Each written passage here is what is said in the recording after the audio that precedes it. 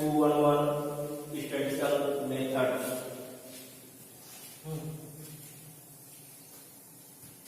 Before studying statics, meaning and their use. Next topic graphical representation of data. Graphical representation of data. पिछले class में हम पढ़ चुके हैं डाटा क्या है, डाटा का प्रयोग कैसे किया जाता है, किन किन विधियों से डाटा का कलेक्शन होता है, इनका विश्लेषण कैसे होता है, इंटरप्रिटेशन कैसे होता है, सबके बारे में हम अध्ययन कर चुके हैं। अब अगला टॉपिक है आपका graphical representation of data. Data को जब हम ग्राफ के रूप में या फिगर के रूप में दर्शाते हैं तब वह जो है ग्राफिकल रिप्रेजेंटेशन ऑफ डाटा कहलाता है। ग्राफ के रूप में मतलब हम उनको कर्व के रूप में, बड़े बड़े ग्राफ के रूप में, जिससे उस मानचित्र, उस ग्राफ, उस चित्र को देख के ही उस पूरे डाटा का फिगर दिमाग में क्लियर हो जाए, उसका विस्तृत अध्ययन करने की जरूरत न पड़े और कम शिक्षित व्यक्ति भी इनको आसानी से देखकर समझ सके, इसलिए इसकी आवश्यकता पड़ती है। इसको हम ग्राफिकल रिप्रेजेंटेशन ऑफ डाटा कहते हैं। जो डाटा फिगर के रूप में, ग्राफ के रूप में, कर्व के रूप में दर्शाया जाता है और उन पूरे डाटा की स्थिति क्या है, किस टाइप का आंकड़ा है, कितना घट रहा है, बढ़ रहा है, कितना फ्लक्चुएट कर रहा है, सारा चीज अगर हम फिगर और ग्राफ के रूप में दर्शाते हैं उस डाटा को, तो वह ग्राफिकल रिप्रेजेंटेशन ऑफ डाटा के अंतर्गत आता है। ये 6-7 टाइप के होते हैं, आपको 4-5 टाइप का अध्ययन करना है जो आपके सिलेबस में है। पहला हिस्टोग्राम, आयत चित्र। जब हम ग्राफ को आयत चित्र के रूप में दर्शाते हैं तो यह हिस्टोग्राम या आयत चित्र डाटा कहलाता है। ठीक है। सेकंड फ्रीक्वेंसी पॉलीनॉन, आवृत्त बहुभुज।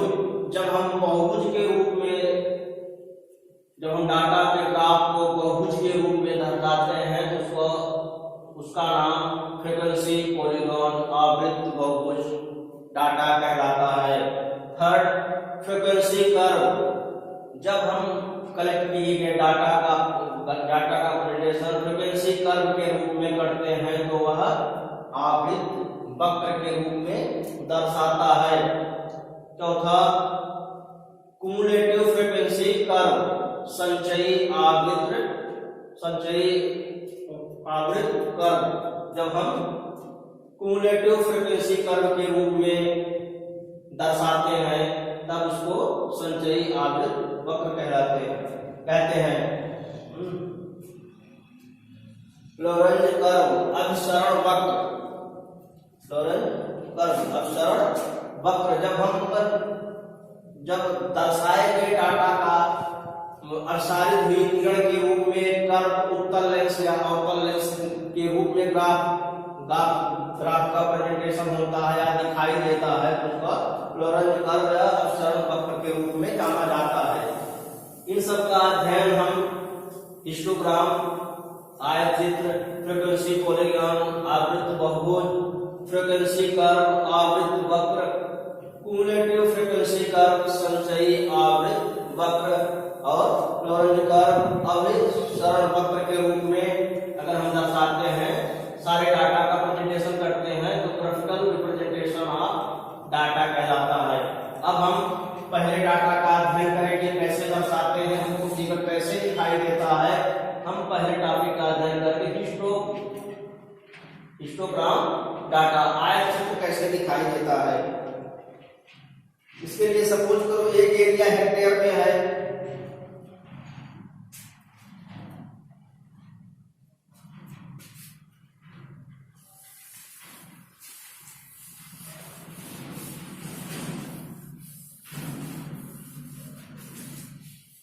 सपोज करो आपने कुछ जो डाटा का कलेक्शन किया है, एरिया आपकी एरिया हेक्टेयर में दी हुई है और आपका number of farm, number of horn, number of horn आपका नंबर ऑफ हॉर्न की संख्या दी हुई है। आपको इसको हिस्टोग्राम डाटा आयतचित्र के रूप में दर्शाना है, आयतचित्र के रूप में, ग्राफ के रूप में प्रेजेंट करना है। तो आप कैसे करोगे? मान लो आपकी area 0 to 2 hectare, 2 to 4 hectare, 4 to 6 hectare, 6 to 8 hectare, 8 to 10 hectare, 10 to 12 hectare. ये आपकी एरिया है। इतने एरिया के फार्म है। मान लो आपके 0 से 2 हेक्टेयर के फार्म आपके 40 फार्म, 0 से 2 हेक्टेयर ये आपके 40 फार्म है। नंबर ऑफ फार्म कितने हैं? 2 से 4 हेक्टेयर के आपके 48 फार्म है, 48 फार्म है। 4 से 6 25 फार्म है आपके पास। 6 से 8 13 फार्म है। 8 to 10 12 फार्म है। 10 to 8 to 10 एंड 10 to 12 ये आपके 7 फार्म है। ये आपका कलेक्ट किया हुआ डाटा है। अब आप इसको जो है हिस्टोग्राम ग्राफिकल रिप्रेजेंट में डाटा को प्रेजेंट करेंगे। आयतचित्र में कैसे प्रेजेंट करेंगे ये आप देखिए।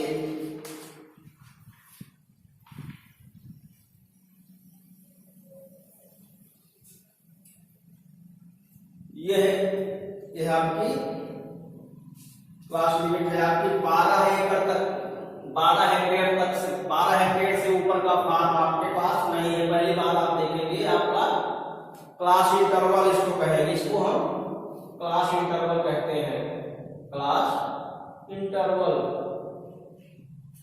क्लास इंटरवल मतलब 0 से 2, 2 से 4, 4 से 6, 6 से 8, 8 से 10, 10 से 12। क्लास इंटरवल ये आपके इतने से इतने हेक्टेयर के आपके फार्म है। इन फार्म की संख्या जिसको हम फ्रीक्वेंसी कहते हैं, फ्रीक्वेंसी, बारंबारता। फ्रीक्वेंसी का मतलब है बारंबारता, जो बार बार आए, कई बार रिपीट हो, उसको फ्रीक्वेंसी कहते हैं। तो 0 से 2 हेक्टेयर के फार्म आपको 40 बार मिले हैं या 40 स्थान पे हैं। 0 से 2 हेक्टेयर के फार्म जो हमने डाटा कलेक्ट किया है, सपोज करो वो 40 बार रिपीट हुआ है नंबर ऑफ फार्म, इसलिए इसको फ्रीक्वेंसी या बारंबारता कहते हैं। सांख्यिकी का बारंबारता है या फ्रीक्वेंसी का सांख्यिकी स्टैटिस्टिक में बहुत ही बड़ा योगदान है। बिना इसके हम आगे का अध्ययन नहीं कर सकते। इसलिए हमको फ्रीक्वेंसी के बारे में जानना बहुत जरूरी है। फ्रीक्वेंसी वह है जो बार बार रिपीट हो, उसे फ्रीक्वेंसी कहते हैं, बारंबारता कहते हैं। जैसे कोई संख्या बार बार 2, 8, 7, 2, 4, 3, 8, 6, 7, 6, 5, 4, 3, 4, 3, 2, 7, 8, 6। अब इसमें जो फ्रीक्वेंसी देखना है, सबसे पहले 2 की फ्रीक्वेंसी कितना है? 2 की फ्रीक्वेंसी बारंबारता,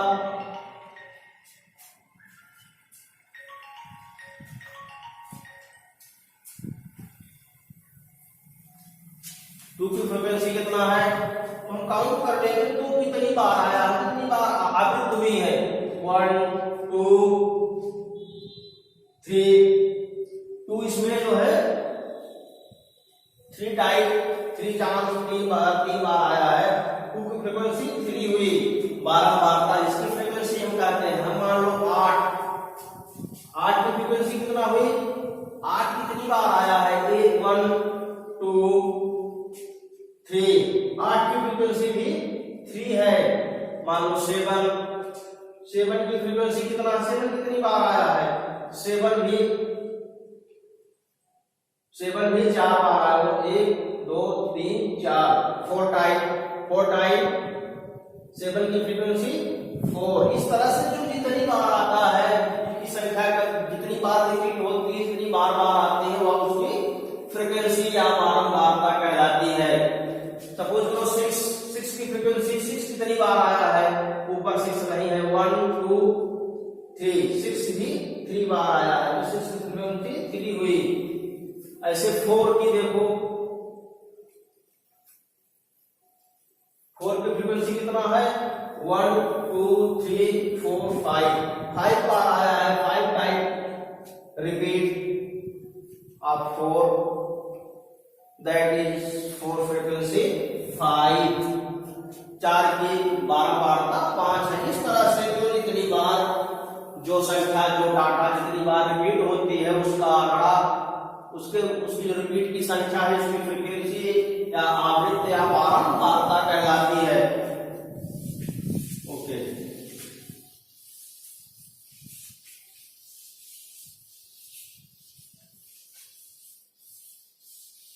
तो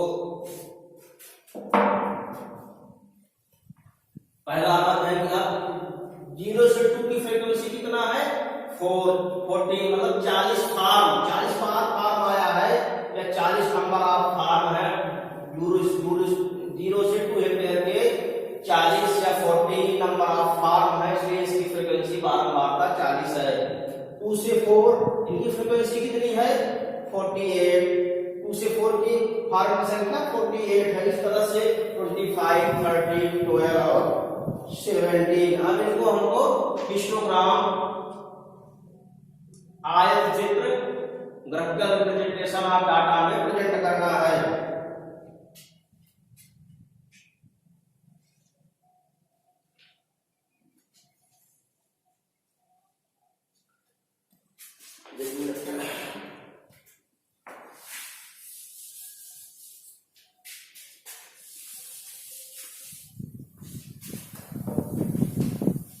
टेबल आप देखिएगा,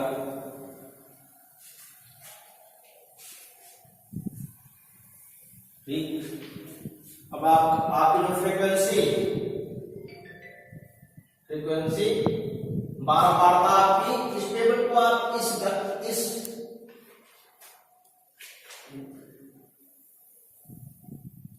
वाई एक्सिस पे आप फ्रीक्वेंसी ये फार्म की संख्या आप इस पे दर्शाएंगे। कितनी है, 50 में मतलब 48 है, तो 15 तक हम दिखा सकते हैं, 50 तक दिखा सकते हैं। 0 10 20 30 50 40 50 10 20 30 40 50। ये 5 हो गया आपका, ये 15 हो गया, ये 25 हो गया, ये 35 हो गया, 45 हो गया। आपकी फ्रीक्वेंसी है, बार की संख्या आप यहाँ दर्शा रहे हैं। और आपके क्लास टाइम मतलब कितने हेक्टेयर आपकी लैंड है। 0 से 2 4 4 6 8 10 एंड 12। ये आपके फार्म की संख्या है, फार्म की संख्या है। 0 से 2 आपके पास कितने फार्म है, 40 फार्म है। तो 0 से 2 आपके पास 40 फार्म है, तो आप 40 का आयत चित्र आपका ऐसे बनेगा। 0 से 2 आपके पास 40 फार्म है, नंबर ऑफ फार्म आपके पास 40 है। तो आप 0 से 2 ये आपके फार्म हेक्टेयर में है। फिर 2 से 4 आपके 48 फार्म है। 2 से 4 आपके 48 फार्म है। 48 है, 45 में हुआ तो 58 मान के चलो आपके जो है यहाँ पे होगा, आपका 48 यहाँ पे होगा। आप इसको यहां से ग्रोथ करके ये आपका ये आयत चित्र बन गया। 2 से 4 सिंपल है, आप जो है आप लोग देख सकते हैं 2 से 4 48, आपका 40 दिख रहा है, ये 45 का मार्क्स है। थोड़ा ऊपर जाने के बाद हमको 48 दिख जाएगा। अब 2 से 4 हम 48 पे आयत बना लेते हैं। फिर अगला 4 से 6 25, 20 आपका ये है, 25 आपका ये होगा। ऐसे काट काट करके आप यहां पहुंचते हैं। आपका 4 से 6 25,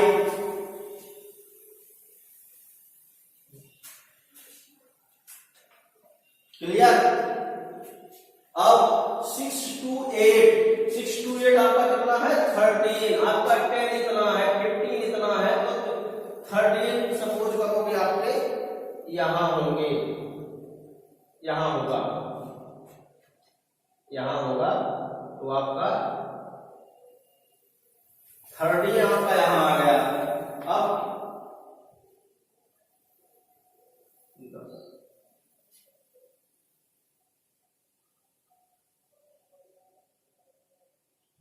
22, 18 है, सॉरी 18 है, 18 आपका यहां आएगा थोड़ा ऊपर, ठीक।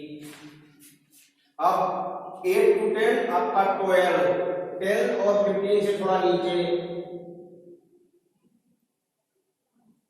अब 10 to 12 7, 5 से थोड़ा ऊपर,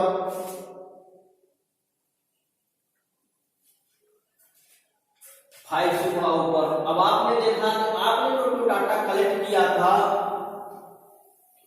0 से 2, 2 से 4 हेक्टेयर, 4 से 6 हेक्टेयर, 6 से 8 हेक्टेयर, 8 से 12 हेक्टेयर, 10 से 12 हेक्टेयर, 0 से 2 हेक्टेयर के 40 फार्म्स, नंबर ऑफ फार्म्स, 2 से 4 15 नंबर ऑफ फार्म, 6 से 4 25 नंबर ऑफ फार्म, 6 से 8 18 नंबर ऑफ फार्म, 8 से 10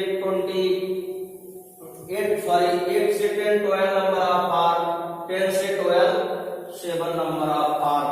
इनको हम ग्राफ के रूप में हिस्टोग्राम रखकर प्रेजेंटेशन ऑफ डाटा के रूप में प्रेजेंट कर रहे हैं। आप देखिए, अगर हम शिक्षित नहीं भी है फार्मर तो आसानी से उस ग्राफ को देख सकता है, या कम शिक्षित है उसको ज्यादा अध्ययन करने की जरूरत नहीं होगी, वो फिगर देख के ही जान जाएगा कि 0 से 2 हेक्टेयर के पास हमारे पास कितने हैं, 40। इसका ग्राफ इतना बड़ा आयतचित्र के रूप में दिख रहा है। फिर 2 से 4 हेक्टेयर के 48, सबसे ज्यादा फार्म 2 से 4 हेक्टेयर के हैं। इसके बाद 0 से 2 हेक्टेयर वाले हैं, इसके बाद 4 से 6 हेक्टेयर वाले हैं, इसके बाद 6 से 8 हेक्टेयर वाले हैं, 8 से 10 हेक्टेयर वाले, और 10 से 12 हेक्टेयर वाले। तो सबसे कम फार्म की संख्या हमारे पास 10 से 12 हेक्टेयर के रूप में है। सबसे अधिक फार्म की संख्या 2 से 4 हेक्टेयर वाले की है। इसके बाद जो है 0 से 2 वाले की है, इसके बाद 4 से 6 वाले की है। सारे ग्राफ के रूप में ग्राफ की इस आयत की लंबाई, ऊंचाई और हाइट को देख के हम उनके पूरे डाटा का आंकड़ा लगाते हैं। हमारे माइंड को प्रिपेयर करके हम जान सकते हैं, बहुत विस्तृत अध्ययन करने की जरूरत नहीं होती। यह आपका है ग्राफिकल रिप्रेजेंटेशन ऑफ डाटा का पहला, हमने 5-6 दिन पढ़ाए थे, उसका पहला है हिस्टोग्राम, आयत चित्र। हम कैसे प्रेजेंट करेंगे डाटा, ग्राफ के रूप में कैसे प्रेजेंट करेंगे। अब सेकेंड आपका है फ्रीक्वेंसी पॉलीगॉन, आपने पढ़ा था। सेकेंड क्या है, frequency polygon.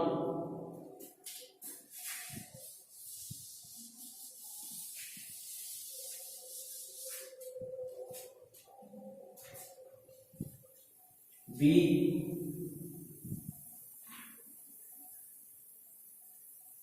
Frequency polygon, frequency polygon. आवृत्त बहुभुज, फ्रीक्वेंसी पॉलीगॉन आवृत्त बहुभुज, आवृत्त बहुभुज।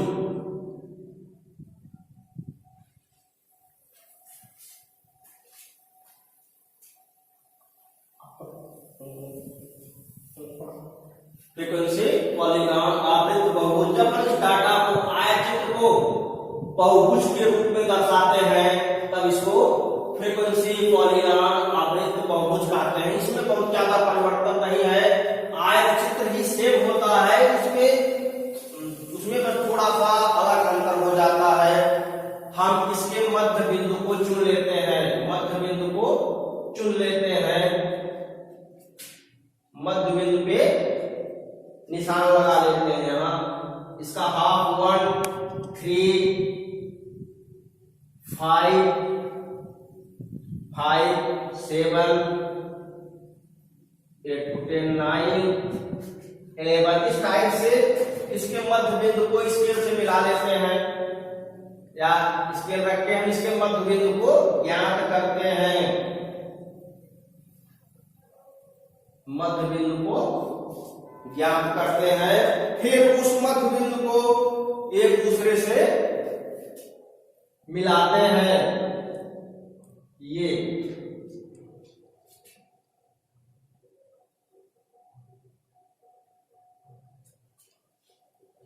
फिर इससे मिला दिया, इससे मिला दिया, इससे मिला दिया, ये आपका आवृत्त बहुभुज कहलाता है। इस प्रकार से हम इसको मिला देते हैं तो आवृत्त बहुभुज आवृत्त में है और कई भुजाओं में है। एक भुजा 1 भुजा 1 arms 2 arms 3 arms 4 arms 5 arms आवृत्त बहुभुज के रूप में चल रहा है। तो हम इसे आयतचित्र को के उस आयत के मध्य बिंदु को ज्ञात करते हैं। फिर हम जो है दोनों बिंदुओं को मिलाते हुए कई भुज बन जाते हैं, जिसने जितने आर्म्स जितने आयत होते हैं उतने बहुभुज बनते हैं। इस तरह से ग्राफ को इंक्रीज और जो है इंक्रीज और डिक्रीज करते हुए दिखता है। यह आवृत्त बहुभुज कहलाता है, फ्रीक्वेंसी पॉलीगॉन। ठीक है, आपके समझ में आ गया होगा फ्रीक्वेंसी पॉलीगॉन क्या है। अब थर्ड देखेंगे आप, फ्रीक्वेंसी कर्व। फ्रीक्वेंसी कर्व क्या है? Third frequency curve.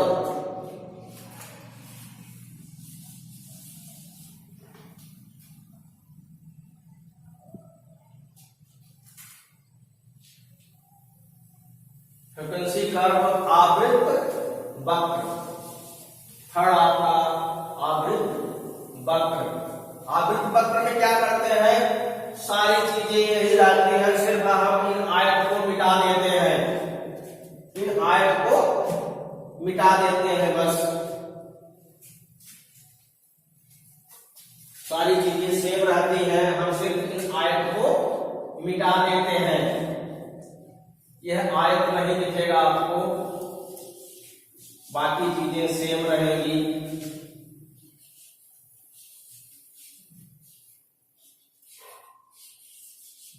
इन आयत को मिटा देते हैं, सेम डाटा वही रहेगा।